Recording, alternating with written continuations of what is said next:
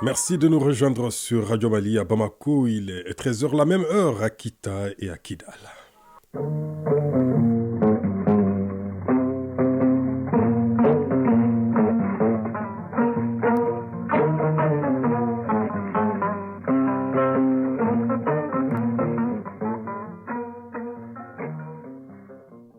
Le journal Ibrahima Traoré. C'est 13 h dimanche à la une de cette édition 52e pèlerinage chrétien catholique à Kita. Hier soir, des milliers de pèlerins étaient sur la colline mariale pour la veillée de prière. Ce dimanche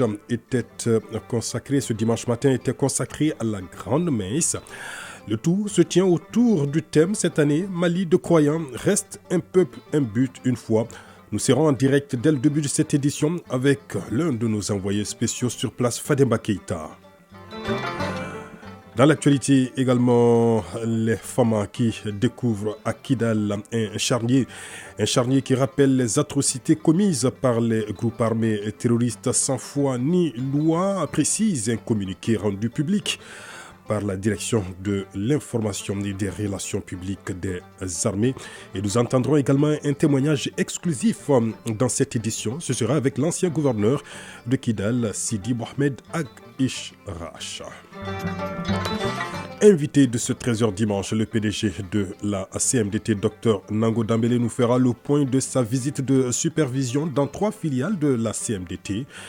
Il a lancé ce matin, d'ailleurs, les opérations d'évacuation des balles de coton-fibre vers les ports de la sous-région. Nous ferons ce point avec nos envoyés spéciaux Dougou Fana Traoré et Abouaka Traoré. À suivre toute l'actualité internationale dans cette édition. Et puis les sports, ce sera avec vous, Famourou Djourté, bonjour. Bonjour Ibrahima Traoré. Quel est le menu de cette page des sports ce dimanche? Eh bien, l'actualité sportive est dominée par le football, avec notamment les éliminatoires de la Coupe du Monde 2026 qui se poursuivent sur le continent. Nous parlerons également de la 4e journée du championnat national de Ligue 1, mais aussi du stage de haut niveau organisé ici à Bamako par la Fédération malienne de taekwondo. L'actualité des sports à ne pas manquer. Et puis, l'angine chez les enfants, sujet de la chronique santé de ce dimanche. Rendez-vous en fin d'édition avec Koumba Sissé. Voilà pour le sommaire. Mesdames, Messieurs, installez-vous confortablement, tout de suite les détails. 52e pèlerinage chrétien catholique à Kita. Ce dimanche matin était consacré à la grande messe. Hier soir, des milliers de pèlerins étaient sur la colline mariale pour la veillée de prière animée par le diocèse de Mopti cette année. Il avait pour thème Mali de croyants, reste un peuple, un but, une foi. On en sait davantage avec Fademba Keïta. Bonjour. Bonjour Ibrahim Traoré. Alors, qu'est-ce qu'on peut retenir de cette veillée hier soir et de la messe de ce matin? Ibrahim Traoré, merci d'être au rendez-vous de 13h dimanche, 52e pèlerinage chrétien catholique de Kita. Le diocèse de Mopti, à travers sa troupe, pointe du doigt toutes les confessions religieuses comme auteurs de l'insécurité et des crises qui prévalent au pays. À travers 4 tableaux d'une pièce de théâtre, les acteurs présentent le beau Mali sans insécurité, puis chamboulé à cause des conflits religieux qui ouvrent la porte aux groupes terroristes. Ceux-ci, à leur tour, imposent dans certaines zones la charia avec son cortège de massacres et des destructions de biens. D'où cet appel, Mali des croyants reste un peuple, un but, une foi. Le diocèse de Mopti, animateur du présent pèlerinage, est très précis. Nous vivons de ce que nos pères ont semé. Alors, à ce rythme, qu'allons-nous s'aimer pour nos fils et petits-fils? Il est donc temps que toutes les confessions religieuses se souviennent que nous adorons le même Dieu. Seuls les prophètes diffèrent. Nous devons tous enterrer les conflits religieux et communautaires, martèle la chorale. Nous avons une identité culturelle, des mœurs et des coutumes à sauvegarder, bien sûr. Ibrahim Traoré, le règlement intérieur, il vise ensuite que le règlement intérieur des conflits dans les vestibules, par les légitimités traditionnelles, les réseaux des communicateurs traditionnels, le cousinage à plaisanterie n'avaient pas de pareil. Les fidèles chrétiens, les représentants des musulmans, les pasteurs, les membres de Djina Dogon, les traditionnalistes présents estiment que nous avons tout perdu. Tout d'antan qui était indispensable à une vie d'ensemble harmonieuse. L'évêque du diocèse de Mopti, qui a la charge justement en l'organisation de ce 52e pèlerinage, le cardinal Jean Zerbo, l'archevêque de Bamako, le nonce apostolique venu de la Guinée-Conakry, les évêques, les prêtres, les sœurs, les fidèles, les pèlerins venus des 6 diocèses de l'archidiocèse de Bamako. Alors tous sont unanimes que le Mali des croyants doit rester un seul peuple avec un seul but et une seule foi. C'est par là et c'est par la seule voie qu'une cohésion sociale, la paix et la stabilité peuvent être durables, voire éternelles au Mali. Du sanctuaire de Kita, Théophile Fademba Keita, Aruna Diarra, Fadi Sidibé, Marc Koulibaly, Massa Keita, pour vous, Ibrahim Traoré, dans le studio du 22 septembre. Merci beaucoup Fademba Keita en direct. Donc, depuis Keita qui accueille cette année donc le 52e pèlerinage chrétien catholique. Également dans l'actualité, les femmes ont découvert lors de leurs opérations de sécurisation un charnier à Kidal jeudi dernier. Information rendue publique dans un communiqué qui précise également que ce charnier rappelle les atrocités commises par les terroristes sans foi ni loi. Les enquêtes seront ouvertes pour traduire les auteurs devant la justice. Les FAMA poursuivent leur mission afin de restaurer la paix. La sécurité, précise toujours le communiqué des forces armées maliennes. La reprise de Kidal, on en reparle dans ce 13h dimanche. Témoignage exclusif avec l'ancien gouverneur Sidi Mohamed Ag Ishrash. Il a dirigé la région pendant 4 ans. Il invite notamment les groupes armés à la raison pour le bonheur des populations. Sidi Mohamed Ag Ishrash est au micro de Fousseni Tunkara.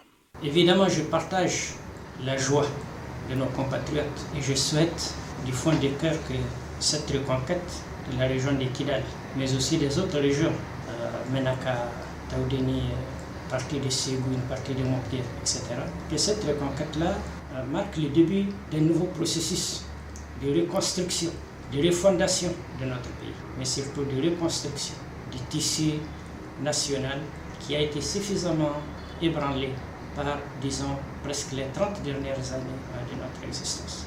Cette reconstruction doit être axée sur le respect des valeurs cardinales de la République. Le retour des femmes, qui n'est que le prélude du retour de l'État dans sa globalité, marque une nouvelle étape dans la sécurisation des populations, mais aussi et surtout dans la relance des activités de développement. Il ne faut pas qu'il y ait l'impression que le retour des femmes est une revanche.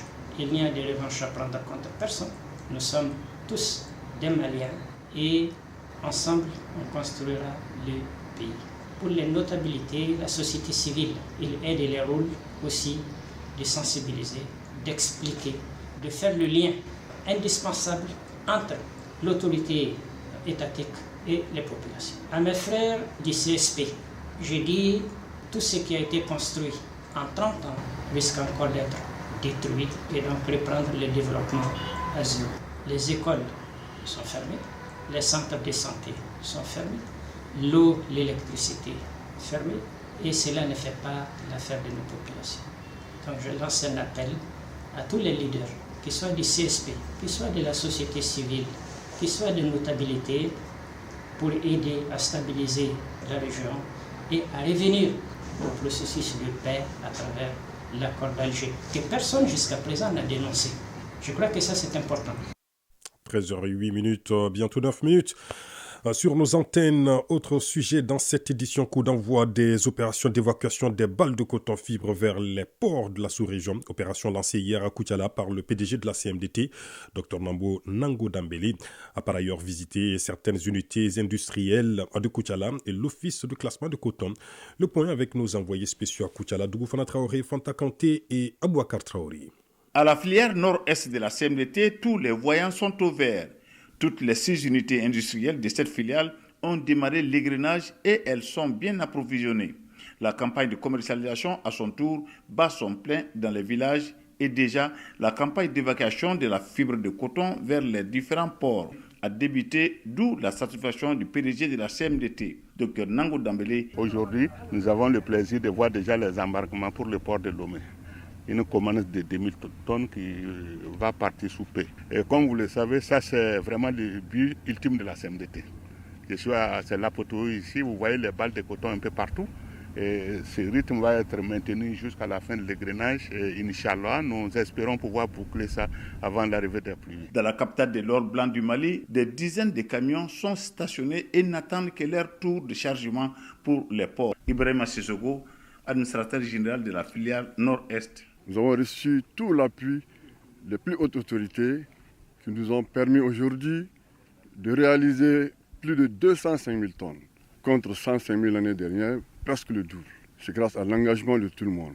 C'est avec plaisir que nous avons entamé cette campagne d'égrenage. Aujourd'hui, nous sommes à plus de 26 000 tonnes de rentrée à l'usine. Le marché de coton du village de Ngolokuna, à 12 km de Bla, dans la commune de Niala, a été visité par le PDG. Une visite de courtoisie aux notabilités traditionnelles et religieuses a mis fin à cette étape de Kouchala. Kouchala, Dougoufana Traoré, Abouakar Traoré pour l'ERTM. Récit de nos envoyés spéciaux Dougoufana Traoré, Fanta Kanté et Abouakar Traoré.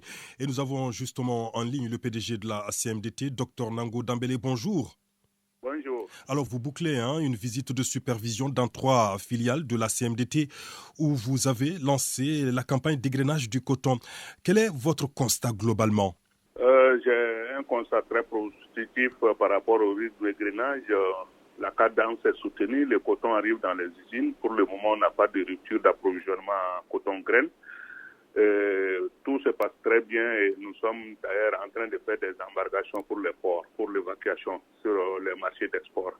Ça s'est très très bien passé. Nous sommes très très contents de ce que nous avons vu comme résultat. Surtout aussi grâce à l'engagement de nos producteurs qui ont bien voulu accepter de relancer la production cotonnière pour cette campagne après la catastrophe de la campagne passée. Donc, on retourne très, très satisfait de cette mission et félicitations à l'équipe industrielle qui a mis les usines en marche avec une cadence soutenue.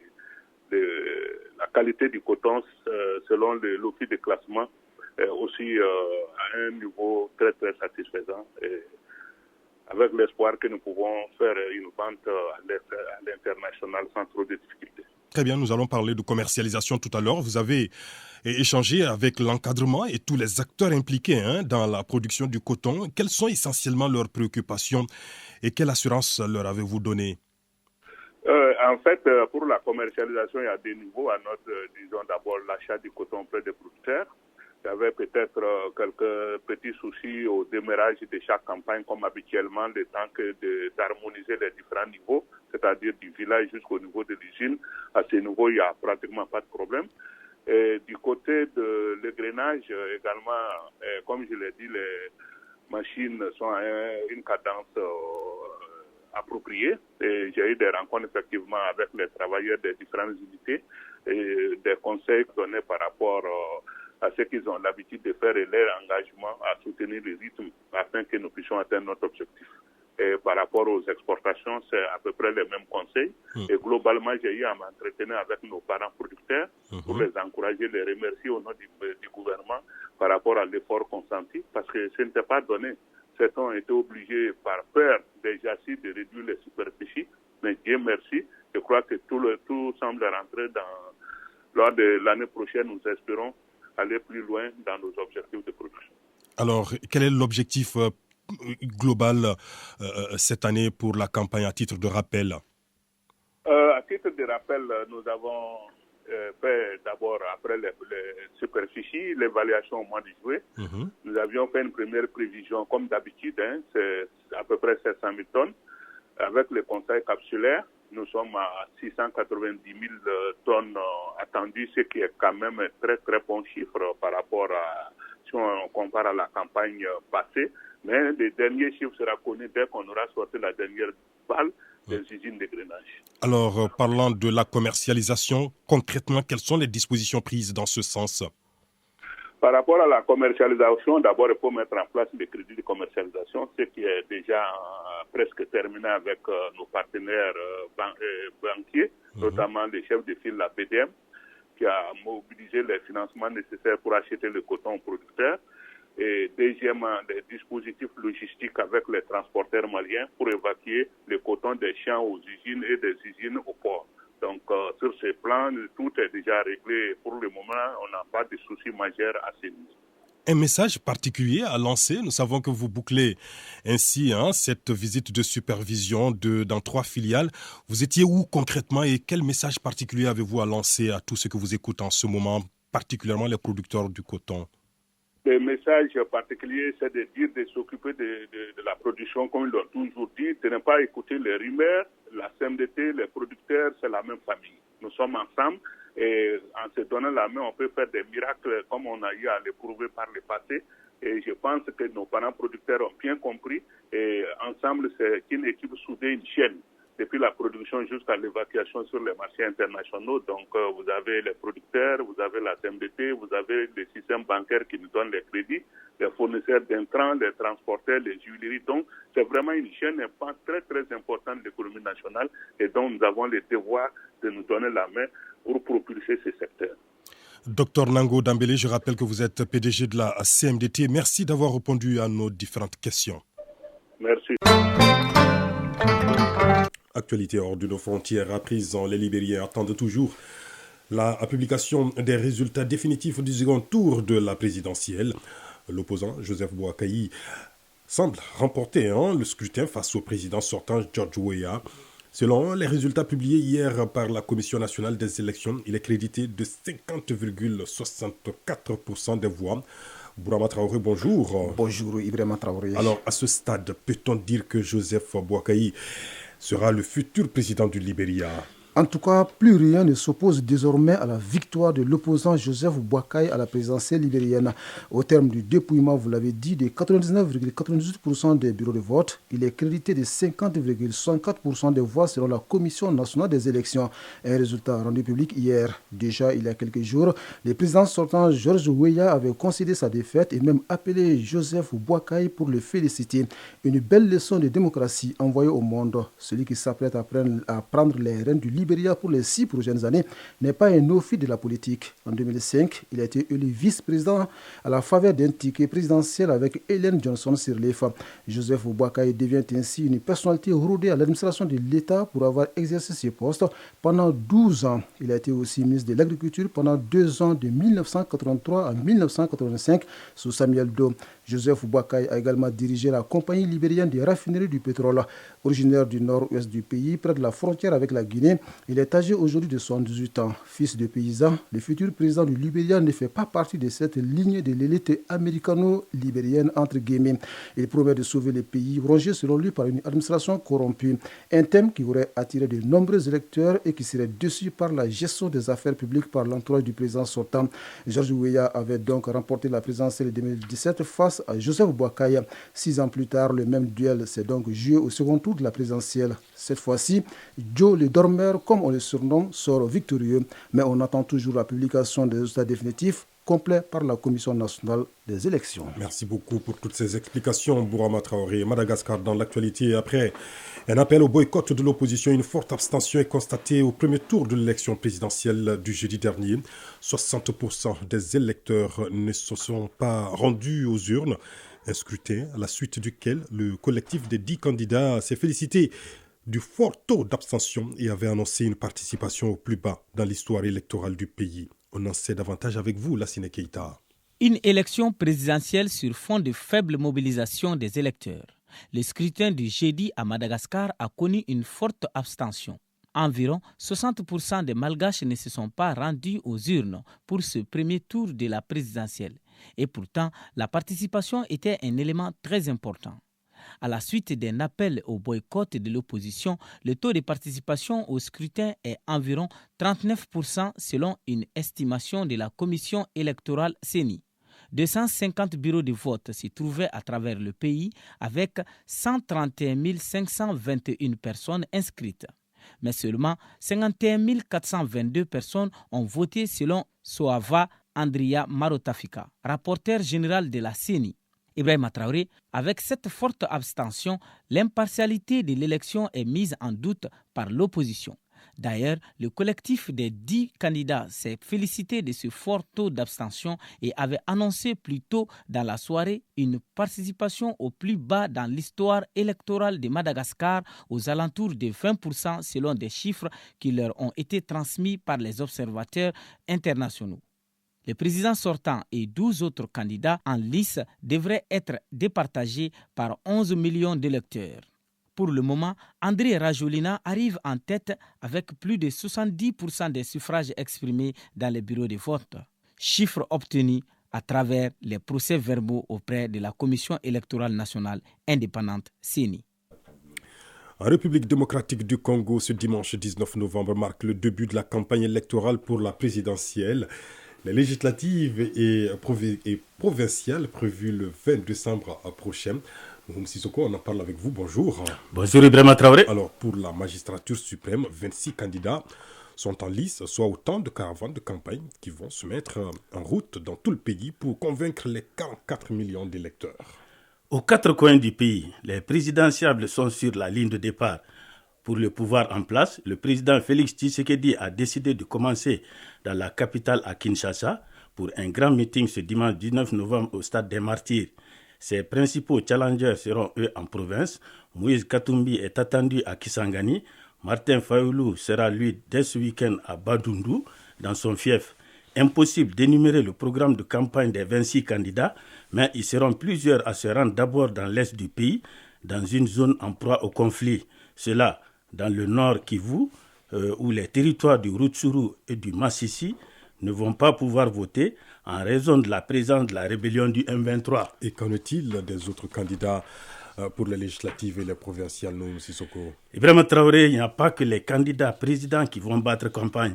Les prétendants aux postes de députés provinciaux et nationaux sont aussi de la partie. Ce n'est pas un détail, puisque 25 832 candidatures ont été enregistrées pour les législatives et 44 110 pour les provinciales. Merci beaucoup pour tous ces détails. Mouhoum Sissoko, guerre Israël-Palestine. 5 États saisissent la Cour pénale internationale pour enquêter sur les crimes commis. L'annonce a été faite par le procureur qui a confirmé enquêter sur les crimes commis.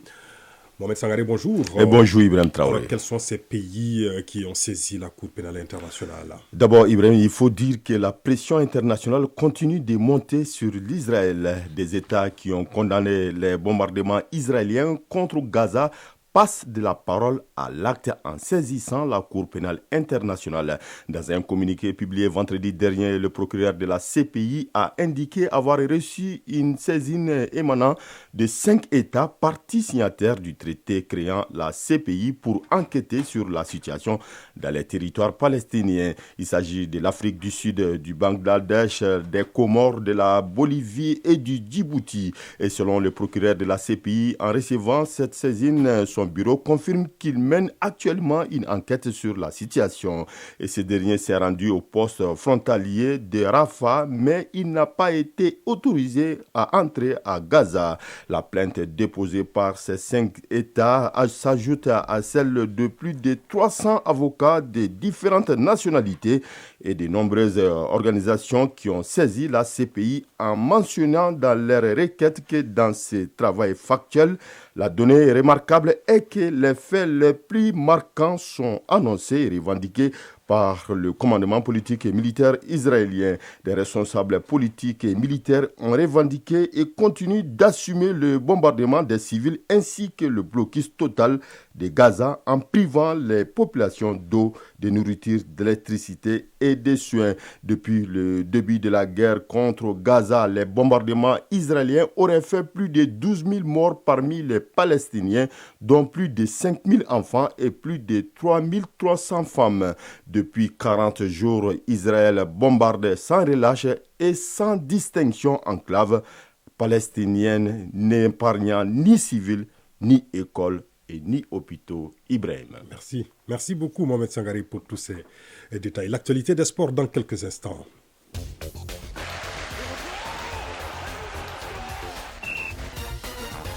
Les sports avec Famourou Djourté bien installé dans ce studio, hein, n'est-ce pas? Très bien, Ibrahima Traoré. Alors, on débute avec le football, notamment la 4e journée du championnat national de Ligue 1 qui prend fin ce dimanche avec 3 rencontres. Oui, le dernier au classement, Binga FC, 1 point, reçoit ATS de Koro, 9e avec 4 points. Ce sera sur le terrain du Djolobassé.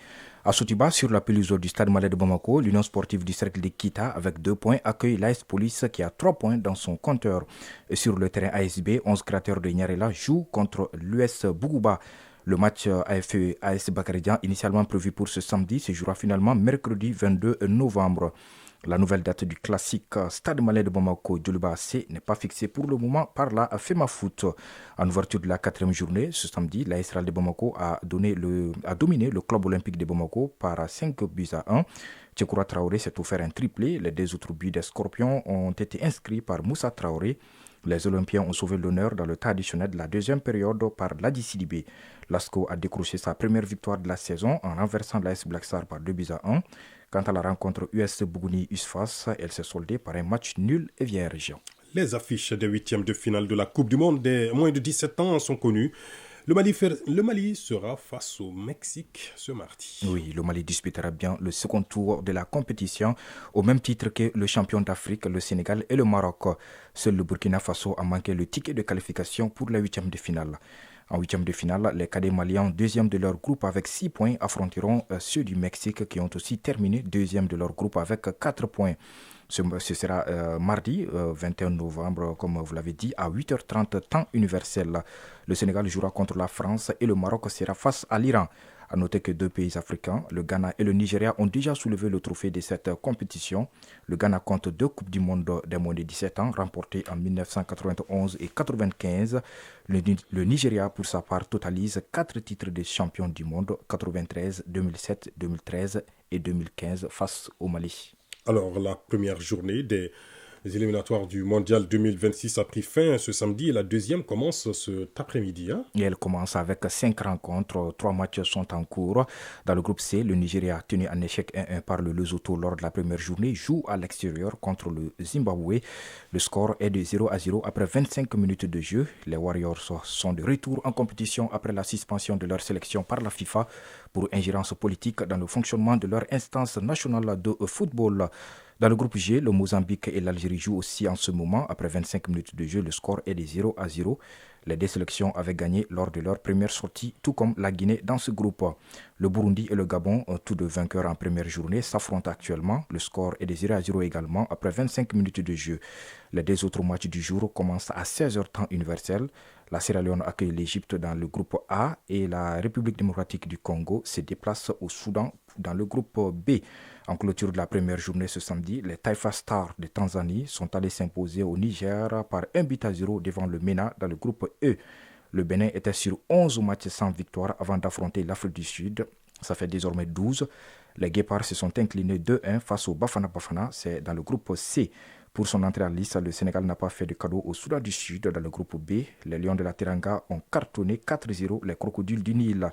Les Aigles du Mali offrent leur hospitalité à la République centrafricaine ce lundi au stade du 26 mars à 19h. La finale de la Ligue féminine des clubs champions de la CAF se joue aujourd'hui entre Mamelodi Sundowns et Sporting Club de Casablanca. Oui, il s'agit de la 3e finale de la compétition, la 2e consécutive qui voit les Mamelodi Sundowns affronter les adversaires marocains après celle de 2022 contre l'AS FAR. Avant cette finale 2023, seules 2 équipes ont remporté le titre. Il s'agit des Mamelodi Sundowns Ladies en 2021 et de l'AS FAR en 2022. Lors des 2 finales précédentes, l'équipe gagnante n'a pas encaissé de but.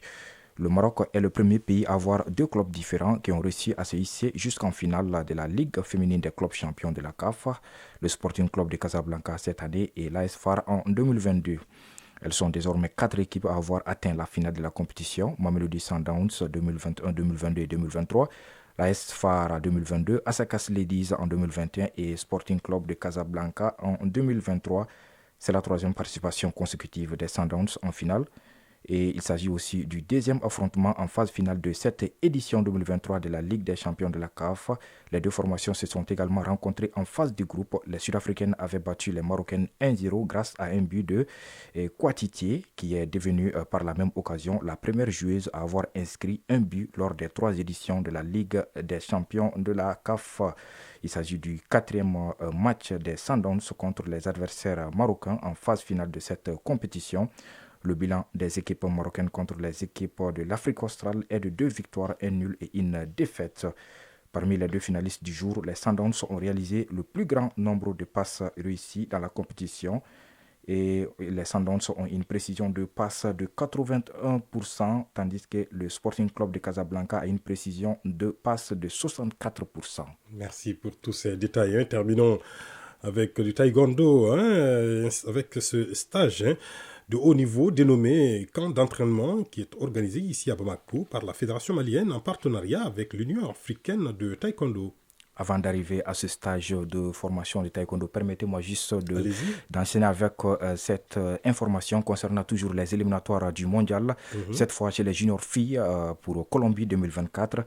Les moins de 20 ans filles du Mali sont en Éthiopie où elles affrontent en ce moment leur homologue éthiopienne au compte du match retour du 3e tour.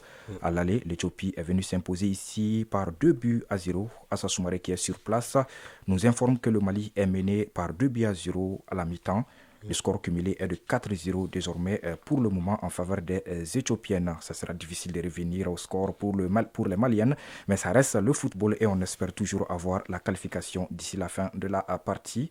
Et je rappelle que les juniors filles du Mali avaient écarté les Algériennes au tour précédent. Vous l'avez dit, vous le disiez, le stage pratique de 2 jours est destiné aux athlètes cadets et juniors en vue d'améliorer davantage leur niveau. Le point de la cérémonie d'ouverture avec Aridou Matina. Le stage enregistre la présence des meilleurs athlètes cadets juniors venus des ligues régionales ainsi que la Ligue de Bamako. Maître Aloun Badra Traoré, président de la Fédération malienne de taekwondo. L'objectif de ce stage est très clair pour la FEMAT. Il s'agit de se donner les outils adéquats pour faire la détection précoce de talents, donner des connaissances aux formateurs pour mieux encadrer les plus jeunes et faire du taekwondo malien un nid de succès tout en véhiculant les grands principes fondateurs du taekwondo, à savoir entre autres l'humilité, le don de soi, la persévérance dans ses actions, la politesse et surtout la discipline. Alassane Mariko, représentant du Comité national olympique et sportif du Mali. Ce camp d'entraînement me rappelle en 2022 où le CNOS, le Comité olympique à travers la solidarité olympique, a initié un camp d'entraînement pour un certain nombre de fédérations. L'expert qui est venu a les qualités nécessaires parce que nous avons ces échos. S'inscrivant en droite ligne dans la politique de développement et de pérennisation de la pratique de haut niveau du taekwondo national, le stage de 2 jours est orienté sur la compétition. Aussi, il se veut technique et dense. C'est Maître Samir El Karoumi, ancien membre de l'équipe nationale du Maroc, entraîneur de l'équipe nationale suisse, artisan de la préparation de plusieurs champions juniors du Maroc, qui anime le stage, qui contribuera certainement à améliorer le niveau des participants, à savoir les entraîneurs, les athlètes cadets et juniors. C'était la Aridou Matina par rapport à l'ouverture du stage pratique de 2 jours destiné aux athlètes cadets et juniors en taekwondo en vue d'améliorer davantage leur niveau et ce stage prend fin ce dimanche. Merci beaucoup pour toutes ces informations sportives. Famourou Djourté, santé dans quelques instants. Focus santé. L'angine chez les enfants, sujet de la chronique santé de ce dimanche. Cette maladie se manifeste par la fièvre, les maux de gorge ou encore de ventre. Des signes cliniques qui apparaissent généralement si l'enfant est enrhumé. Koumba Sissé est allé à la rencontre d'un médecin spécialiste pour plus de détails sur l'angine. L'angine, une infection due à la bactérie ou le virus, provoque une inflammation des amygdales palatines. Les personnes infectées par cette maladie, dont la plupart sont des enfants de 0 à 15 ans, sentent très souvent des douleurs au niveau de la gorge en mangeant ou en buvant. Il y a également d'autres signes cliniques qui indiquent la présence de l'angine. Dr Ibrahim Diko, praticien ORL au CHU Gabriel Touré. Il y a la fièvre qui peut aller de 39 degrés à 40 degrés. Il peut y avoir aussi la présence d'otalgie réflexe, c'est-à-dire que ce n'est pas l'oreille même qui est malade en tant que telle, mais c'est une douleur qui est projetée à l'oreille parce qu'il y a des nerfs qui passent à ce niveau et qui peuvent manifester la douleur au niveau de l'oreille. Il peut y avoir aussi les douleurs abdominales et la diarrhée aussi, surtout chez l'enfant. Cette maladie a plusieurs formes et le diagnostic se fait à travers un examen physique. À la longue, d'autres recherches cliniques peuvent se faire. Il y a 4 principaux aspects qu'on peut retrouver après l'examen. C'est-à-dire que soit maintenant les amygdales palatines sont rouges, ou bien il y a la présence de petits enduits blanchâtres. On parle maintenant d'angine érythromatopultacée. Et il y a souvent des petites bulles tout au long du pilier, sur l'amygdale, qui contiennent de l'eau. On appelle les angines vésiculeuses. Et aussi, il y a les angines maintenant qui ont l'aspect d'être trouées et le foie un peu nécrotique. On parle d'angines ulcéro-nécrotiques. Toute personne qui constate du rhume doit les traiter pour éviter l'apparition de l'angine et ses complications. L'angine, la plupart du temps, elle survient au décours d'une rhinopharyngite. Il peut y avoir des surinfections bactériennes. Et le plus incriminé, c'est le streptocoque bêta-hémolytique du groupe A. Et si c'est d'origine virale, le plus souvent le traitement est symptomatique. Maintenant, si c'est d'origine bactérienne, il faut l'antibiothérapie. La rhinopharyngite étant la principale cause de l'angine, la protection doit être de mise pour ne pas infecter les personnes bien portantes. En cas de rhinopharyngite, comme les enfants le plus souvent ils sont amenés dans les crèches, pour éviter la promiscuité, il faut laisser l'enfant à la maison en cas de rhinopharyngite pour qu'il ne contamine pas les autres. Certains parents fument là où se trouvent les enfants ou même l'adulte. En ce moment, avec ces fumées, il peut être exposé. Et ça peut favoriser la rhinopharyngite. Et aussi la présence aussi, de végétation adénoïde. Et aussi il y a les malformations comme les fentes vélo-labiopalatines. Qui peut être incriminé. Selon le Dr Diko, plus de 80% de l'angine sont d'origine virale. Traiter les rhinopharyngites à temps permet d'éviter l'angine et ses complications. Ces complications peuvent dilater le cou et le visage, provoquant souvent une intervention chirurgicale. Focus Santé. C'est ce numéro de Focus Santé qui met fin à ce 13h dimanche que j'ai eu le plaisir de vous présenter avec à la mise en onde Bintou Traoré, à la mise en ligne Sekou Traoré, à la réalisation Lassine Keita, coordination éditoriale et à la rédaction en chef Bourama Traoré. Prochain cap des infos sur l'ensemble du réseau synchronisé de Radio Mali tout à l'heure à 19h30. D'ici là, excellent moment de radio en notre compagnie. Au revoir.